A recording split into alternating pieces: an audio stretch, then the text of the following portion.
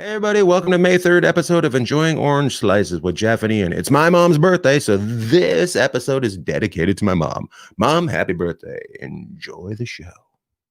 Hey Jeff, it seems like just 2 days ago I seen you at your house. But boy, it's been 3 days. How are you, Jeff? Good to see you. Thanks for coming out to Enjoying Orange Slices. Oh, thanks for having me on. I appreciate it. I love it because I just got off the phone with Carrie Ann. She said, "Are you doing Jeff's podcast today?" And I said, "Well, I think it's ours, but I guess it's Jeff's." Okay, all right, that's the way we're gonna go. No, that kind of hurt. It hurts a little bit, doesn't it? Remember, I got skewered a few weeks ago. Someone was like, "Ian, I really like your podcast." I'm like, "Oh, that hurt," but no, we're good. We actually had an action-packed. We were together for 3 days ago, and honeymoon. Very exciting. Very exciting. Very exciting. We'll get to it a little bit later, but let's start off with the NHL, and then we'll come back into real life. Teams are clinching into the playoffs, and I want to know what you think. Once you clinch, and especially so much sooner than everybody else, what do you do? Do you keep the pedal on and risk people getting hurt, or do you start playing other guys that didn't get as much ice time? What do you do? What's the best chess move, do you think? Yeah, that's a good question, and I don't know if anyone's ever really figured it out. Because you're chasing, and then all of a sudden you kind of run through the initial finish line of the regular season. You're like, oh, we're in. Right. And then, if you take some of these teams, and the only one really that's kind of got first locked up is Toronto in all the divisions. So you kind of wonder what you do there. And I'd agree. I think you got to kind of see if you can get some more ice time for guys that maybe don't play as much. If you want the last one or two games, or you want to take some of your superstars out, just make sure they're ready to go. That's a move you could make, but it's a risky one. You start sitting guys, and you kind of let your foot off the gas. It's a double-edged sword, really. But because there's no way any team's going to get through the playoffs and win the Stanley Cup without injuries. So if you get some guys that haven't been playing, that will probably end up playing, right? So you get them some game time, get them some experience. It's probably a good thing. And it just kind of rests your horses a little bit. I don't know. You're kind of right. Like who's figured it out, right? So yeah, I don't think anybody has. And if you rest your superstars. Well, the guys that are sitting out are, they're probably third, fourth line guys. Maybe you're lucky you get somebody back from injury that's one of your top guys, and you can plug them in and try and get them a bunch of ice time in the last 3 or 4 games or whatever it's going to be. But I don't think anyone's ever figured it out. And I think the teams that are chasing each other right to the end are kind of the ones that have a little bit of an advantage. Right. But this year, everyone's played each other, I think, a minimum of 8 times. So they should know each other pretty well, one way or the other, what they do well, what they don't do well. Over the last, say, I don't know, 7 years or so, the teams that you've seen win the cup was the LA Kings, when they had to win every game to get in, and then they just kept winning every game. And then on the flip side of the coin was when Tampa won everything during the regular season and was out in 3 or 4 games against Columbus. So you never know. I don't know which team would you put money on this year? Which team? Like let's just get crazy. Let's do it. I would have to say, if I was going to pick teams that I thought looked really good at this point in the season, obviously Toronto, I think, has run off 5 in a row. So you'd have to like them up north. Vegas has won, I think, 11 out of 12. So you have to like them here. Kind of similar there to what St. Louis did. What was it, a couple years ago?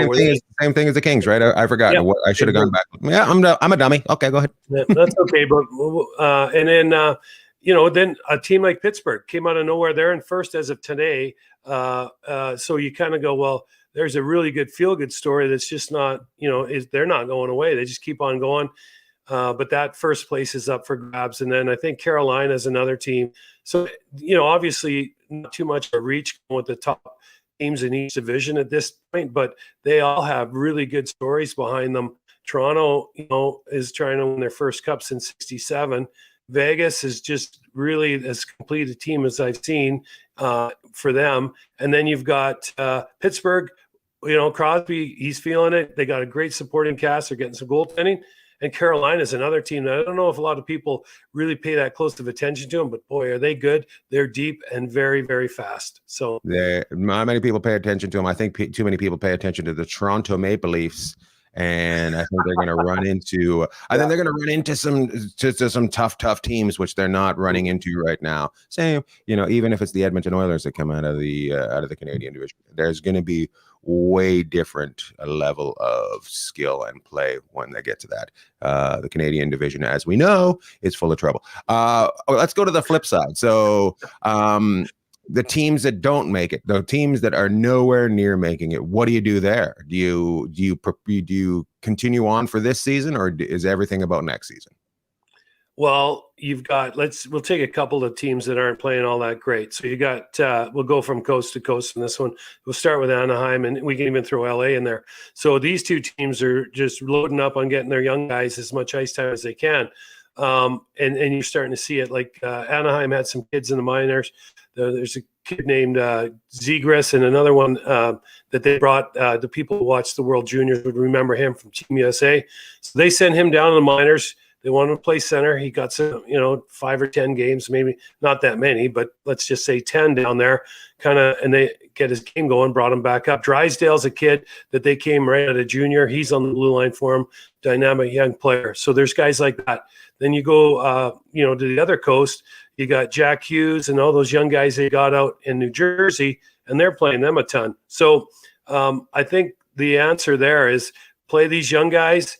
You're not going anywhere. You need these guys to be able to perform for you as you move forward into next year. And that's where all those teams are looking. Hopefully they have a good draft and they get some more good pieces. I think it's kind of fun to watch the teams that are not in it this year and see what they do. I think it's a good season to pay attention to that.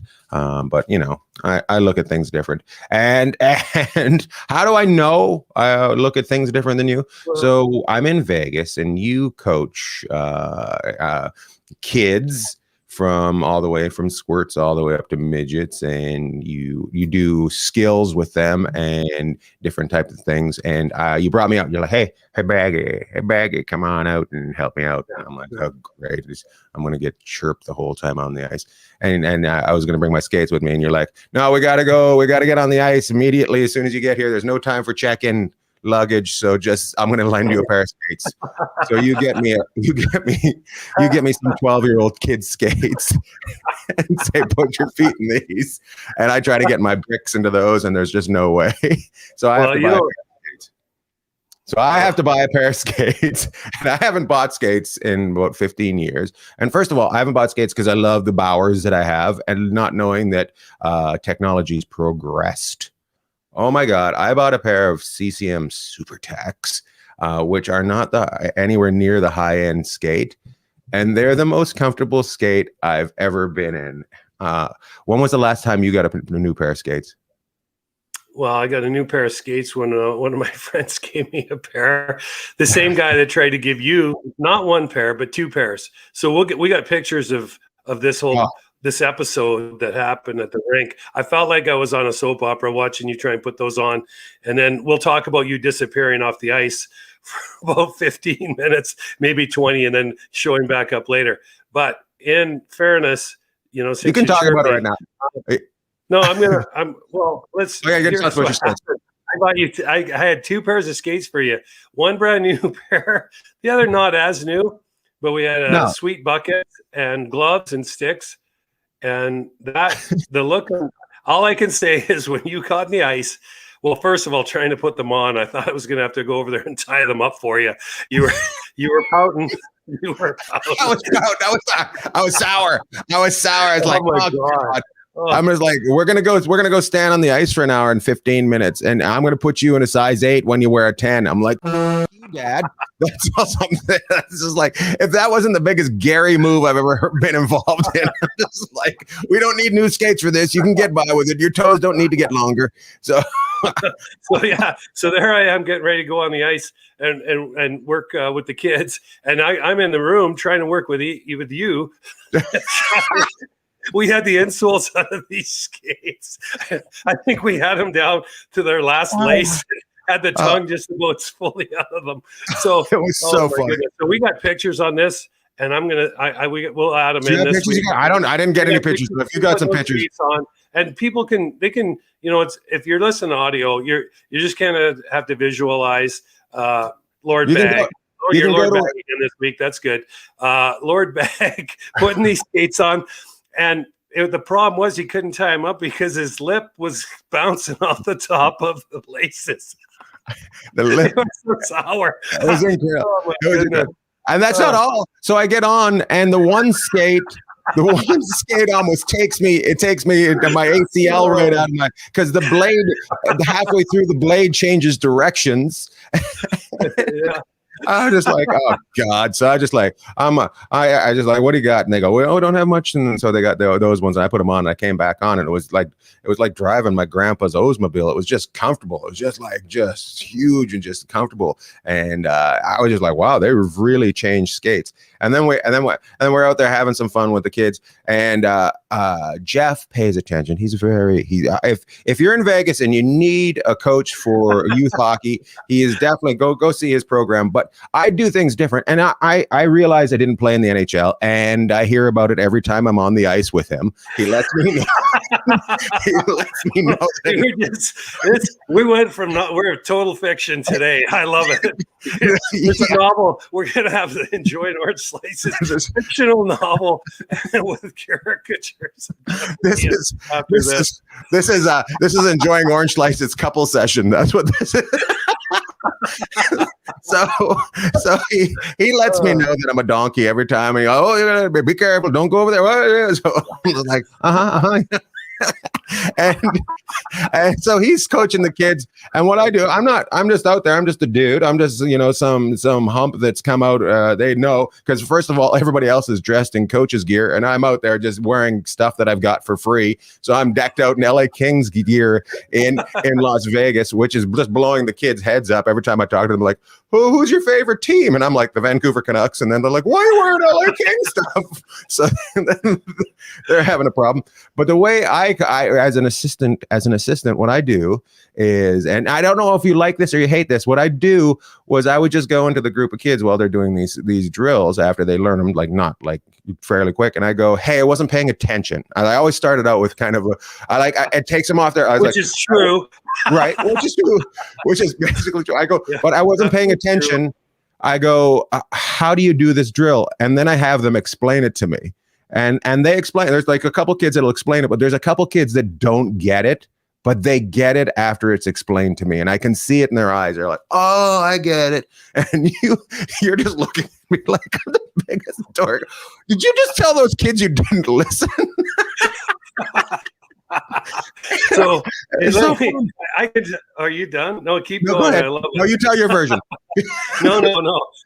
I can tell you're right into it this week, because you're about half an inch from the microphone. You're coming through the camera at me. I love it. So this is. We'll just back up a bit. So we'll get to the skates and we'll get to the kids. So I knew we had a little bit of an issue with the skates when the original pair, before he got the new ones. I said to him, hey, when you step on the ice, make sure you hang onto the boards, because I wasn't sure I wasn't sure what was going to happen either. So we're working with the kids, and Ian's down at the other end trying to figure it out, try and work it out. And then I see him disappear for 15 or 20 minutes.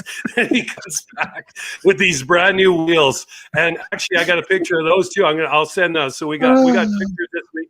If you're on the YouTube side of this, you're going to laugh, hopefully. So we'll move on and talk about, there's this guy on the ice, 6'4", on skates, about 6'8", and these kids are all the little ones, and he's in the line with them. When I look over, and there's all these kids, same height, and there's Ian, like massive. So I'm like, what are you doing? He goes, I'm asking him what the drill is.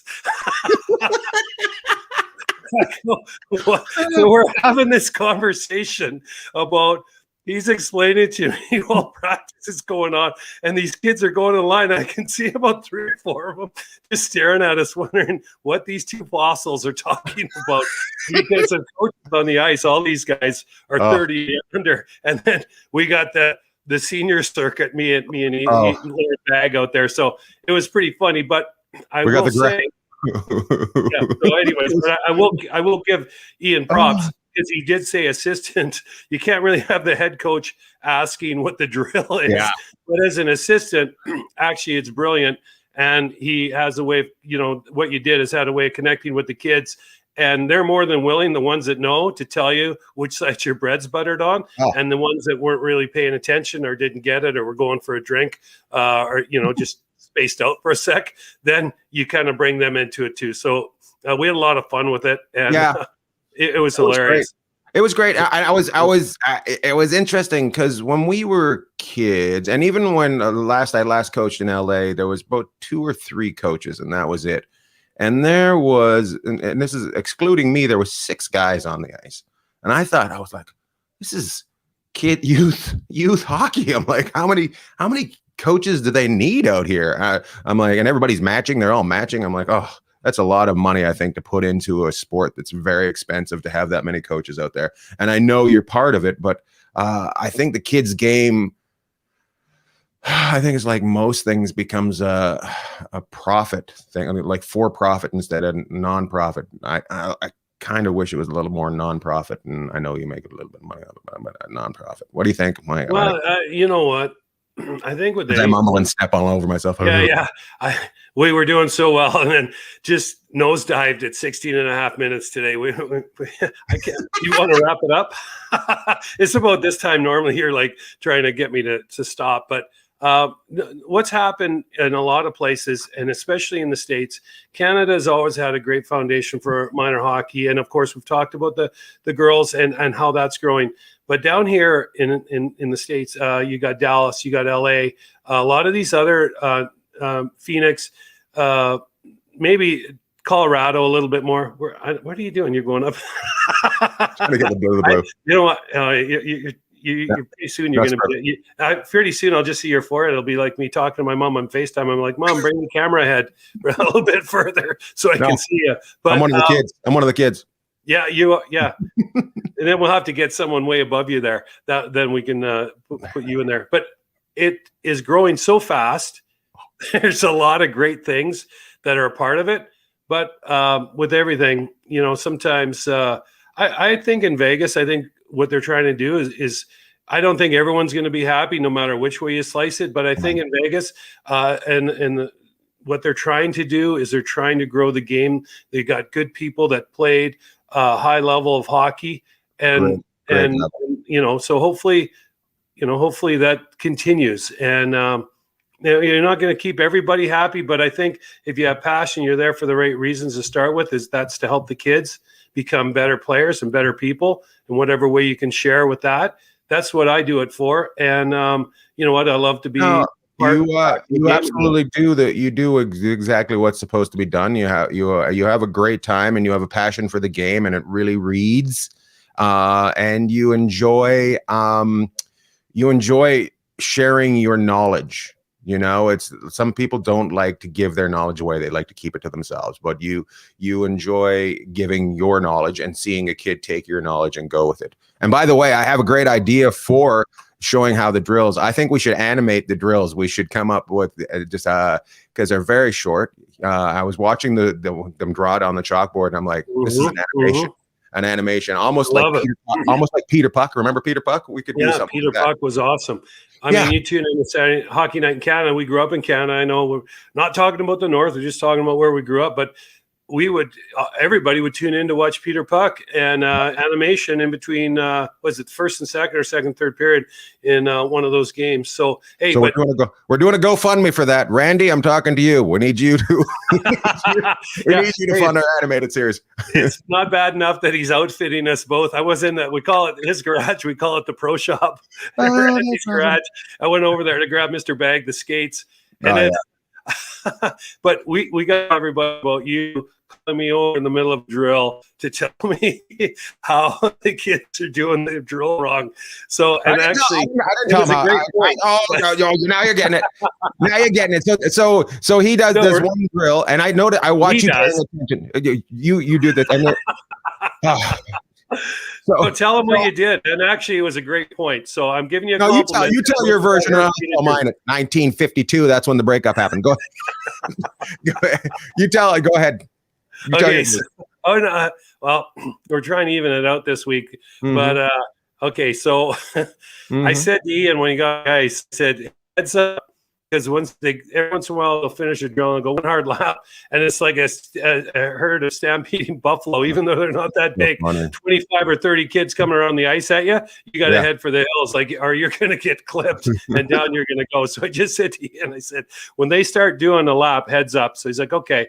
So he's over in the corner anticipating the lap, and he calls me over as we're working in the middle of this drill, and he goes, "That one forward, he's not paying attention. He's not coming down low enough." And there was two forwards swinging into the zone. One was getting the puck, and the other one was supposed to be at worst even with them in the zone, but they were constantly getting ahead of the guy with the puck, which is not the way you want to do it. So Ian pointed that out, and it wasn't one forward. I was just this one side. This one side is they're taking on their 8-hour shift. They're leaving at 6 hours. That's what I was saying. I just wanted to point it out to you because the kids get trapped in there and then they're stopped. And that's the big part of the game when you're young. You don't all of a sudden you're stopped and you don't know why you're not moving, and the game has gone ahead of you. So it just you think you're helping out by cheating a little bit, but actually going a little bit further will put you into a faster pace. You'll be able to be at a faster pace. And I'm just like, hey Jeff, you're up, Jeff. God damn it, Jeff! You got to get over here and do this. This isn't the Terrace Summer Hockey School. We got to get this going right. No, it's a great point, and you want to kind of accelerate into the puck, not accelerate and then wait for the puck. You want your momentum to carry you as you get the puck and be able to go forward. And but there's so much going on out there at a time like that. That's why you want to have some extra eyes and ears on the ice, because you might be focusing on another part of the drill at that specific moment. One of the biggest things I've noticed in working with minor hockey, and I'm sure I'd be interested to hear what a lot of other people that are in minor hockey think about this, but the skating is great. And most of these kids, their effort is unbelievable. They're ready to go and they're excited about it. The one thing I think we're kind of is getting left behind and we need to kind of focus a little bit more on is just the little small things in the game, like coming back into your zone, supporting your teammate a little bit more. We have a tendency, it's kind of like everything in life now, we want to get out in front of it. We want to start to sprint ahead. But that's the one thing I see that, needs some TLC is it, as far as the breakouts and where to go in the zone. Of course, these are young kids, and so it's incumbent upon us to help them understand why you do what you do on the ice, and you have to communicate with them in a way that they feel that it empowers them to do better and enjoys what they're doing. Nice. I like that. Yeah, I felt like almost like a sermon there at the end, all rise, So praise him. But I guess what I'm trying to say, Ian, is focus positive. Focus on the positive. Speaking of focus on the positive, before we get into our shout outs and stuff like that. Hey, what's the best car dealership you've ever had lunch at? Well, I'm glad you asked that, because I think it's the same one that you've had lunch at that you would agree. Would you not? I would agree. With this before I say it? Yes, and it's the most bizarre thing I've ever been involved in. And you know what? And it was only because Ian bought new skates the other day that I wanted to treat him for lunch. But in Vegas, I had a flat tire on the freeway the other day. I had to go to Godden Ford. I don't know why I'm shouting out Godden Ford, but I am. So I had to go there, and Jacob down there in service took great care of me. He's a great guy. So I had to put a new tire on my truck. So I said to Jacob, Jacob, where can I go for lunch? And because there's a couple places to walk not far from the dealership. He goes, next door at Godden Porsche in Vegas at 215 in Rainbow. There is a place called Carrera Cafe. And I'm going to tell you, Ian, do you want to finish this? I tell you what, they've imported a couple German chefs and it is fantastic. They've got a like almost like a smoothie shop going on and everything there. I had a salad. You had a BLT, and it was amazing. And it was just at a car dealership. It was what they got going on there. So even if you're not buying a Porsche and you're buying a Ford, just go to Ford, walk over, get yourself a good old. And it was fairly reasonable. Unlike their cars, the prices were pretty good. The prices and the food is unbelievable, and I don't think I can say that word enough. I probably say it about 10 times a show, but it was a lot of fun. And then what did we do after that, Mr. Bagg, Lord Bagg? Where did we go? Back to the rink. Right back to the rink, and back on it. Yeah, it was like 95 that day in Vegas, and we had the best lunch. It was almost as much fun eating lunch with you as it is when we ride the bikes together. So when we go ride the bikes and we're just a couple looking at on the beach, it's a good time. I don't know if we can say that. We're gonna probably have. No, you probably have to bleep that one out. Way to go! Way to ruin it!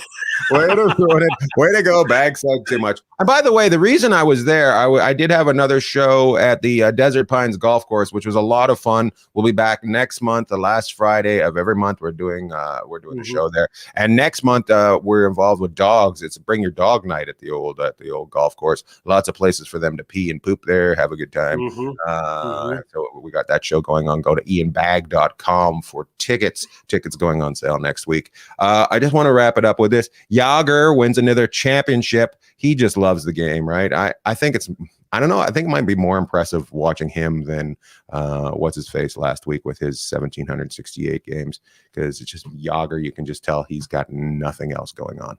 No, and he doesn't care, and he's just living his best life. So good job, Yags. Yeah, I mean, hey, this guy, he's an all-star, superstar, Hall of Famer, and good for him. He just keeps playing. And I think the tip of the hat that he actually can keep playing. He's not like he's out there playing in an old timers league. He's playing against all these young guys. He's not like me on a pair of skates that he borrowed from somebody that doesn't have the size of foot he has. He's I'm the same age as him, and I'm like, what the hell? We'll have to dig down into that phone conversation we had in a week or two about you and I discussing why you shouldn't bring skates to Vegas. I love it. And now you got new ones, and you know what? A thank you would suffice, I think. The ladies, the people that party, they have their Vegas outfits. I have my Vegas skates. That's let's do some shout outs. I got some shout outs. I don't think we're going to get to the games of the week. Watch all the games this week. Don't just watch specific ones. Watch all the games this week. I've got a couple. So the under 18 Canadian boys just rocked a round robin tournament. So good for them. Good for them. Jack Campbell. We haven't shouted out him in a while. You got to get him back. Jack Campbell, owner of the league. Jack Campbell, we're throwing out a big old shout out to him. And I'm throwing out a shout out to the Buffalo Buttes of the NWHL. Their head coach is Rhea Code. We're going to put up some stuff there. I'm not going to mention all the players on the team, but I'm going to put up their website. Go check it out. That's our team of the week, the Buffalo Buttes, and they got some great merch. So go on there and buy some merch from them. Ladies game. We got some merch coming. Didn't make it this week, but hopefully next week. So yeah, good. Get on there and support. And by the way, before I go out, number 97 at your camp. Unbelievable. She was the one. She was the Gretzky on that whole thing. Unbelievable. Good for her. Yeah, we got a kid that is in Vegas here, a young lady, and I don't know what do you think? She 11, maybe 12, maybe 11, 10 or 11, and she wears 97 for a reason. That's how good this kid is. So it's great to see, and she's out there skating with the girls, and then she skates with the boys. And she's as dominant on both practice sessions. So, unreal and unbelievable. I don't know. What's my over-under in those words? Probably about 15 a show. I'm going to shout out to the Carrera Cafe in God and Porsche for the best lunches going. I mean, it's almost like going in there. It's just so quiet and it's so nice, and their food is so good. So a shout out to them. And, I had another shout out, but we had so much fun this week talking about your skates. I guess and our coach, I guess I got a shout out to you just disappearing off the ice after you'd had enough and go and get your brand new pair of skates this week. So I was like, I'm not putting up with this. I'm gonna go bad. Oh, and when I went in, this is another thing. So they fit these to your feet these days. I haven't had new skates in forever either. So I go in there and Lord Bagg is sitting in a chair. I mean, I thought someone had sedated you. You were so relaxed. You were just sitting there. I didn't even think you could hold your phone up. I thought you'd shut it down. I thought you were having a nap. But that was after I'd skated them. I went back and baked them and sat in them. It was great. Yeah. So that's it for me. I don't have anything else. Love to all. Love to all. And thank you to our new sponsor, Godden Porsche. We'll be both driving Porsches by the end of this. And Liquid Death. It'll crush your thirst. He's got the non-bubbly and I got the bubbly. Thanks for tuning in. We'll see you next week. Make sure you share it with your friends. Love to all, Jeff. Love to all. Hey, everybody. Hope you enjoyed that episode. I know Jeff and I did, and we had a lot of fun doing things around town in Las Vegas, so we could have a fun episode. Make sure you rate, listen, review, share. Share it with your friends. This stupidity needs to be heard by everybody. Hockey. It's amazing.